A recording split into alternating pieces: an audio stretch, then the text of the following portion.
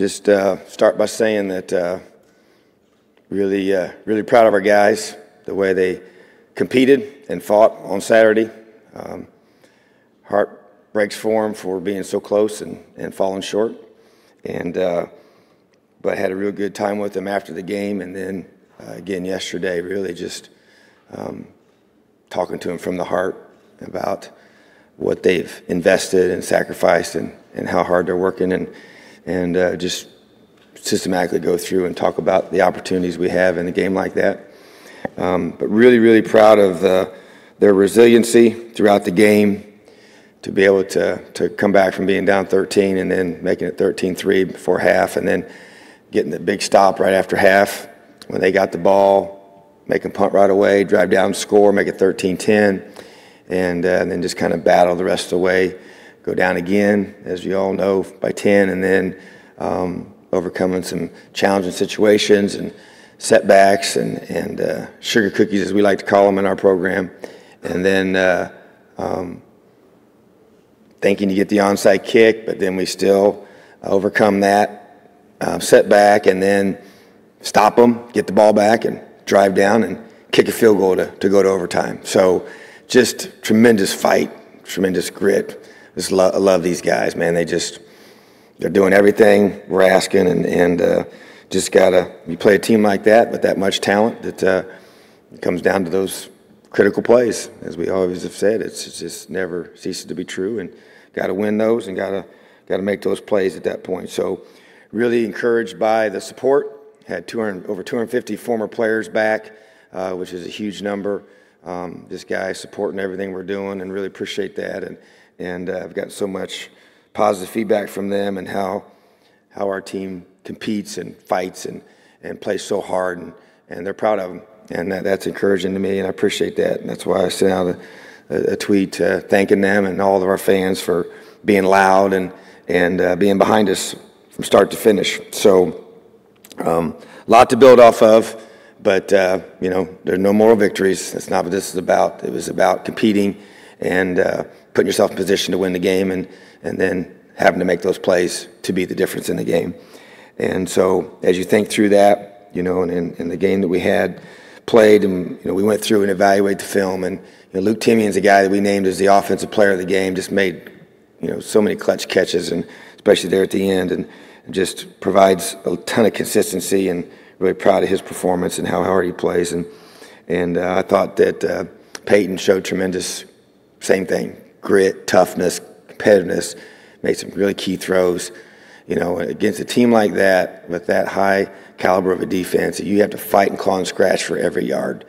And really just kind of thought he did, and he protected the football, and which was a big key to us wanting to be able to control, the field position and not put ourselves behind that. And that was not always easy to do, and sometimes we didn't do it. But I thought he did some really good things. And defensively, Tony Fields and Rashard Fant were our defensive players of the game, and I thought that they both, just did a great job at their assigned areas. And I also thought that Chase Dutra played his tail off. He had like 19 total tackles, and counting special teams and defense, and just played so hard.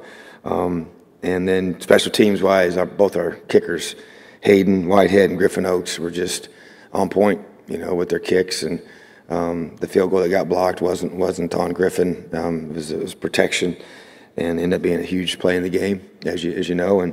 But Griffin's huge kick at the end to put into overtime was great, and he's just really continued to perform at a high level with both his kickoffs, and the onside kick you couldn't have kicked it any better. And so a great execution at a critical time there. And then Hayden averaged over 44 yards and just did a great job of keeping that ball away from a really good return man, and really handled a tough low snap there in the end zone and got that one off. So just to continue to be encouraged by those little things. Scout team guys that we always want to recognize, that do a great job. Tyler Natee is a guy that is working hard on that side to give us a great look, and Justin Berry. And then that would be the offensive scouts of the week, and then defensive scout of the week, Andrew Stamm and Thomas Henderson. Just two defensive guys, linebacker and DB, that have continued to give us a great look. I look at where we're at, and we've in our schedule, and we're the only Big Ten team that's in our first 7 games playing 4 top 20 teams, and that's been a great challenge for us, and a great opportunity to be able to compete against really good programs right out of the gate, and really been good for our guys to be able to keep them locked in and focused, and they've responded well to that. And then the chance to play in a trophy game this weekend is huge for us. The brass platoon is something that we take a lot of pride in. I know that over the years it's spent more time away from us than here, and haven't been able to retain it in almost 50 years, back-to-back wins, and so want to be able to understand what it means. I'm going to do a good job explaining that to our guys in the morning, and have a great week of preparation, getting ready for a very solid, very good team that's 5-1 right now, playing good football and very well coached. So a lot of respect for what the Michigan State staff does with their program. Questions? Michigan State had a tough year last year. What are the big areas you see that they're different this year? Yeah, that's a good question. I think first of all, Coach D'Antonio has done a great job of not. Sometimes guys have a down year like that, and they fire coordinators and change coaches, and I think it's a great lesson for all of us. He just kept the staff together and reevaluated things. I'm sure they made changes, and they have done some things different schematically, a little more spread style of offense than they've been in the past. They're definitely going to have their own personality of heavier personnel and power counter toss, but more RPO type game that they've never used since I've watched them, and even defensively being kind of more built for that style of attack, I think, and so maybe more of a back to basics, making sure they're being more fundamentally sound defensively, and they're playing good football, on that side of the ball for sure, and it's not a lot of superstar guys, maybe a better team, and plays well together, complements each other well. You play really good defense, really good on special teams, and you have an efficient of offense to be able to score points to win games, and that's what they're able to do. They won 30-27 last week, and we win by field goal here, by a touchdown there, and that's kind of what I see them doing, and a very blue collar, tough, gritty team, a quarterback with moxie that just makes plays, with his legs and with his arm, and so I think that their quarterback play has been improved a lot.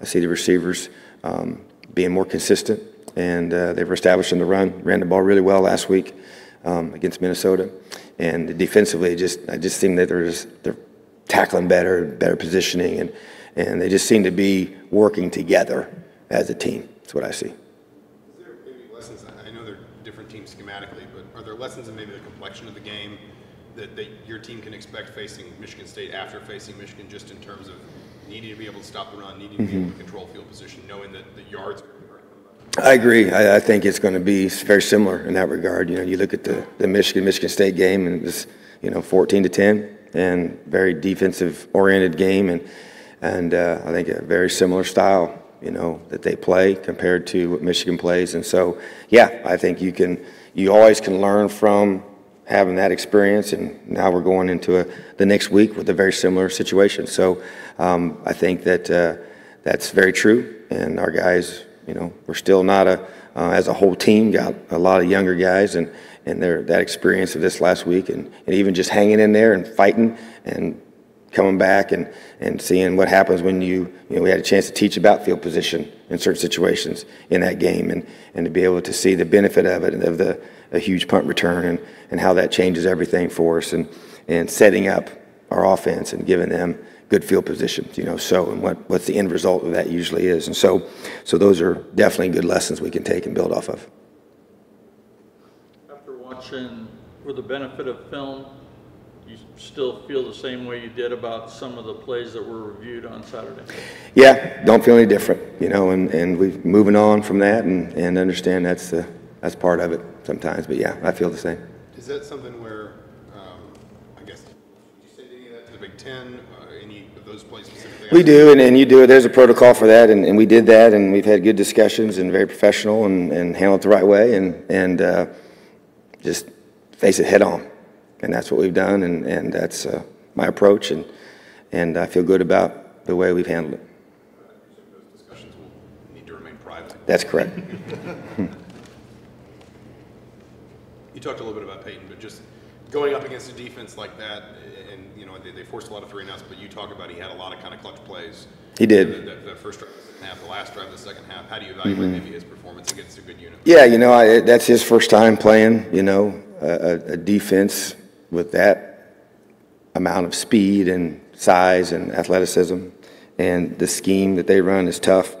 And so, I was confident going in, but I was, you never know. I mean, he's a young guy that's going into that environment for the first time, and it's hard, boy. I mean, they're coming at you from every angle, and even amidst all that, I know our line was stressed for sure, but gave us some opportunities, and held up. Got a couple sacks that we gave up, but I mean, they bring a lot at you, and I think those two drives you just mentioned to start the third quarter and the one at the end just showed to me great amount of the competitiveness he has, the toughness, just ability to make those quality throws in small windows. There's just not a lot of space to work in, and you're on a really short clock, and sometimes you want him to be able to learn to hold it, and make the progression a little longer. But when you're harping all week about making sure you're moving the chains and not taking those negative plays and protecting the football, it's a lot going on for a young guy. So I thought he did a great job. Really proud of him. And you have a quarterback and you give him a chance to make reads, and those reads are going to be sometimes the way hey, this is how it should have been. And sometimes you say, hey, this is one that could have been different, and you teach off of that. And that's the process of going through and helping him grow and develop. So, but really proud of him, and I think he kind of showed the qualities that I feel he has, and that's why he's in this position. So really proud of him. Was one of those beautiful plays, the one with Jason, opened very briefly in the overtime? Yeah, and then I like the way we had him high load. You had it right where you want. You had the call you wanted, and you just, but and that's somebody asked me about him throwing to his left. I said, well, the ball was on the right hash. We can't say, hey, timeout, I want to put the ball on the other hash, so you got to be able to throw both ways, Now, if it's a 2-point play and you get a pick, that's one thing, but you can't pick that, and you have to have the skill set in this day and age to be able to get your hips right, and he does that all the time, So, but yeah, that was one of those right there, and a couple of those reads, and, I liked, a lot of the things that we had, I thought we had good calls, and you just got to execute them, and he will. It's a great learning experience for him for sure too. And then it's everybody doing their job. What kind of situation are you in health-wise with Donovan Hale and anybody else that you found?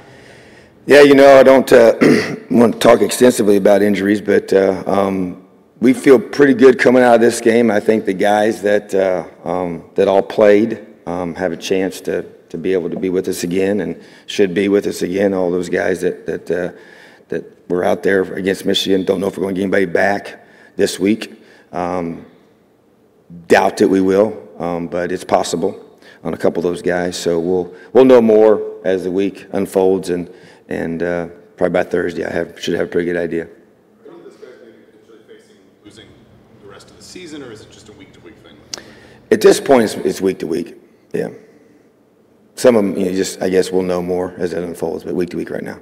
Tom, in terms of the offensive line, going against that kind of defense, did you like the progress they made? I'm sure there's still work to be done.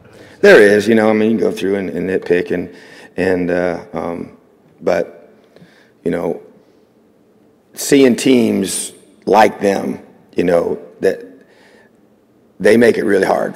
They do, and I think that you'd like to get some more things, yes, but we were able to, put ourselves in position to win the game by the way the offensive line played, and that to me is all you can ask, and so we still have a lot of guys there that are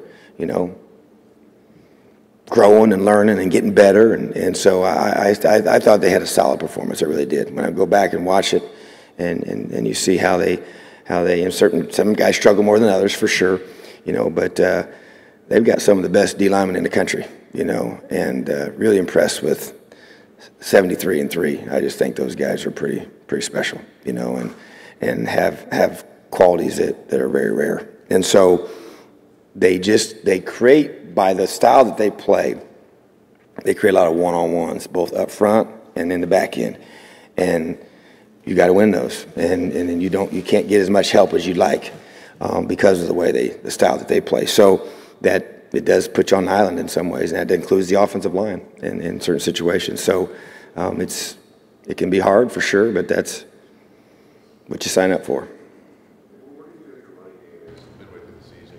What do you look at and say, hey, these are things that we need to happen the last half of the season? Yeah, I just think that, when you go through and evaluate where you're at, and there's no question, we talk about the quality of the opponents we've played, is a variable involved with that. And so you got to be able to run the football. We know that. And we didn't run the ball as well as we would like to against Michigan, and that we need to moving forward. But I just think that as you continue to build what you do and get better at what you do up front, that to me is where you just have to just continue to grow. And that includes the runs that we use with all of our backs, including the quarterback. And so I just think that, but I believe they're progressing. I believe they're moving in the right direction, even though we've still got guys that still don't have the starting unit together yet. And sometimes you get through the year and you never get back to that point, but hopefully we will. And so I just think that, it's about balance. We got to get to where we're balanced in our attack, and that's an area that we want to keep growing for sure. And got to run the football. Got to stop the run. Got to run the football. On the converse side, stopping the run, you guys have been pretty stout most of the season in that regard, but Higdon gets 200 yards. I thought the 59-yarder was really well blocked. Yeah, it was, but man, we didn't fit that right. Gosh, that's one you want back, and guys that don't usually make mistakes in their fits did, and they know who they are, and we've addressed that, and it wasn't for lack of effort. It was just bad fits by two guys that are really good players for us, and so that's the thing. You look at we've really stopped the run well, for the most part. We do have gotten worn down in some games, but a team like that, we held them to 50-some yards passing, and we knew they're going to have to run the football, and they get in all those big, heavy sets, with as big a guys as they have, and so it can put some stress on you. But to me, that run and then the overtime run, neither one of them should have happened.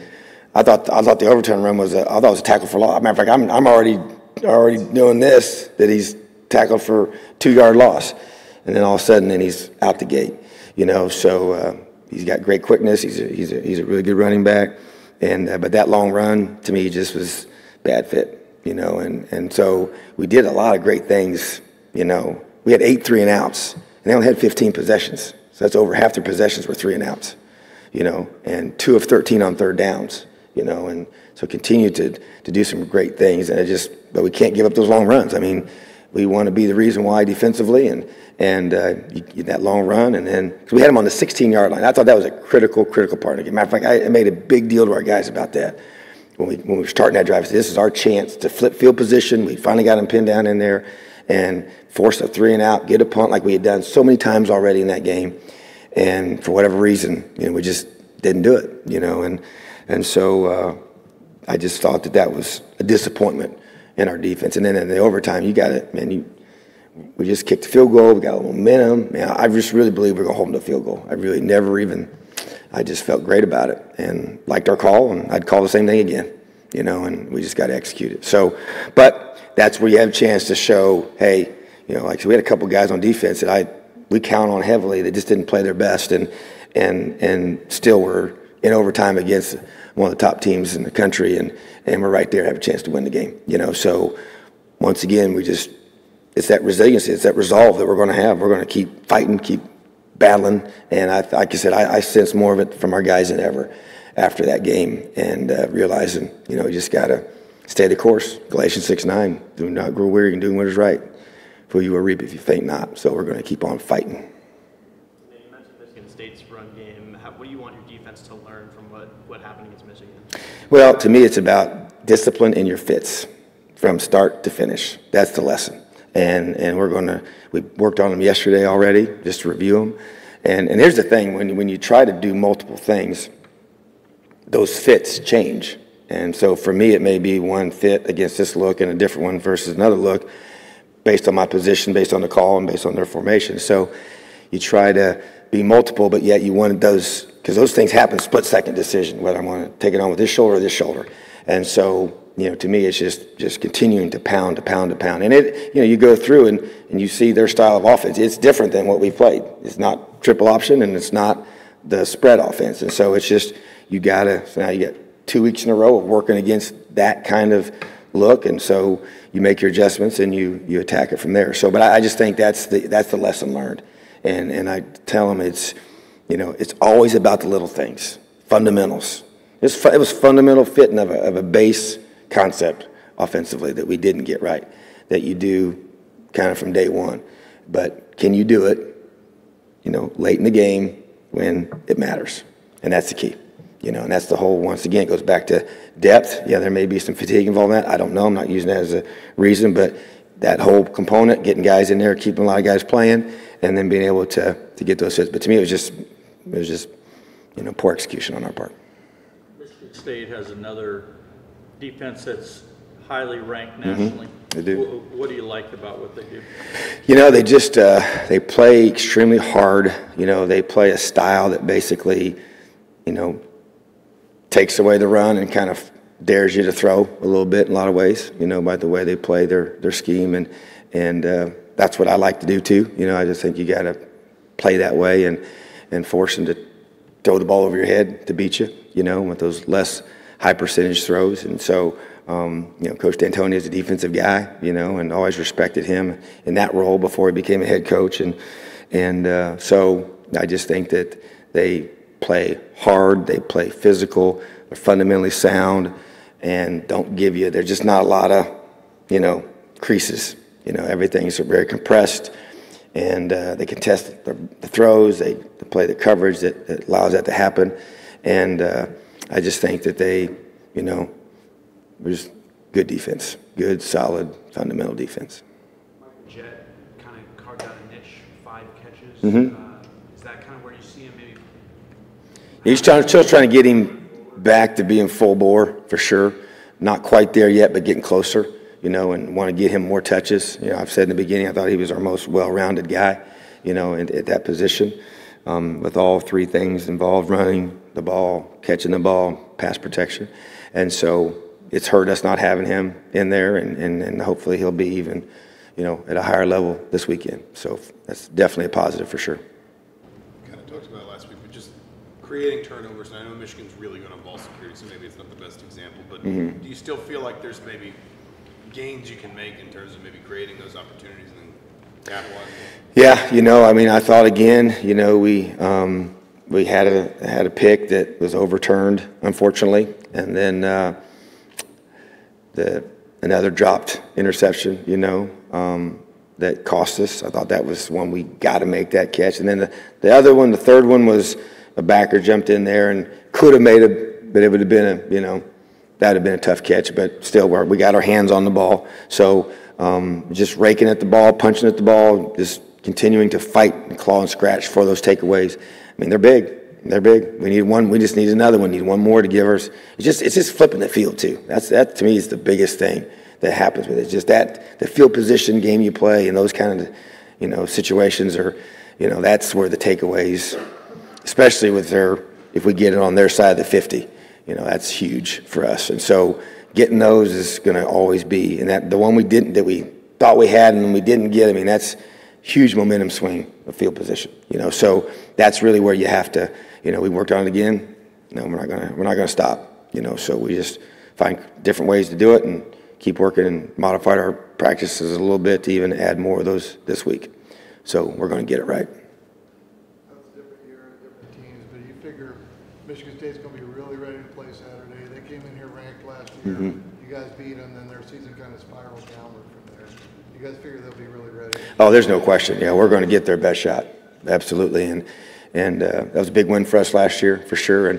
And their season went a different direction, you know, after that. And because if you remember, they had beaten Notre Dame a couple weeks before that pretty handily, you know, at Notre Dame, and so it was an impressive win for them. So you never know how seasons go, you know, and that's it's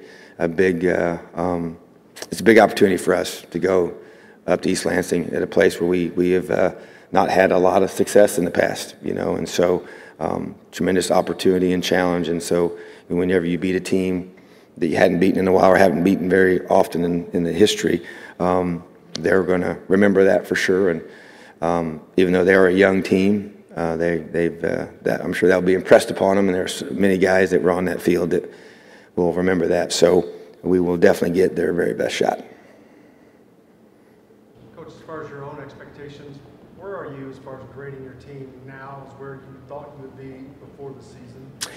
Yeah, you know, you go through, and I'm not one of those that goes and says, hey, okay, we're going to win this one, we're not going to win this one, that whole kind of thing, because I teach against that with our own players. But you know, when you saw and looked at our schedule and how front-loaded it was, you know, you'd really like to be, you know, you wanted to get one of these. You play Michigan, Penn State, Ohio State, you know they're going to be, you know, they could be top 10. Two of them were. Michigan was until the previous week. And so really playing that caliber of a team, you know, you want to knock one of them off. You do, you know. And so, but to be 3-3 at this stage of the game, you know, you win the 3 that you thought you should, even though Virginia, you know, they're 5-1 right now and playing really good football, and I know they were a good football team when we played them. So that was a big win for us, for sure, you know. And I just think that, but wanted to be able to in the Big Ten play to be able to get one of these first 3 for sure, and had our chances this weekend to do it. So to me, never going to say, hey, we're right where we want to be, you know, because we're not. But I do think we're growing.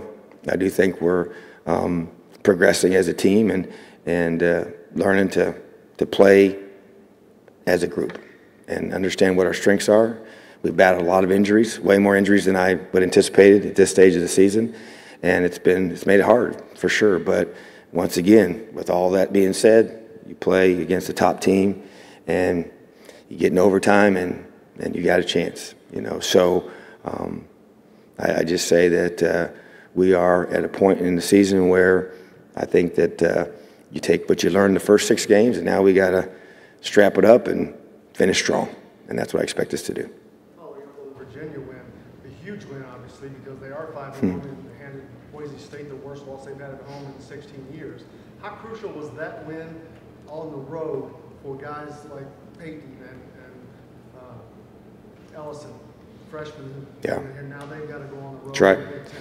I think it's huge, you know, and I think that, you know, having that experience, you know, Peyton played the majority of that game and really led us to that victory on the offensive side of the football, and we played well in all 3 phases, and that was a big win for our program, for sure. And so I think that you take that confidence of knowing, hey, we've done that there, and going to play in a tougher venue for sure, but another road game. And I think you just kind of, as the season progresses, you draw on the strength and the things that you learn, and you help that make you a better football player, a better coach, and a better team. And so we'll definitely lean on that this weekend.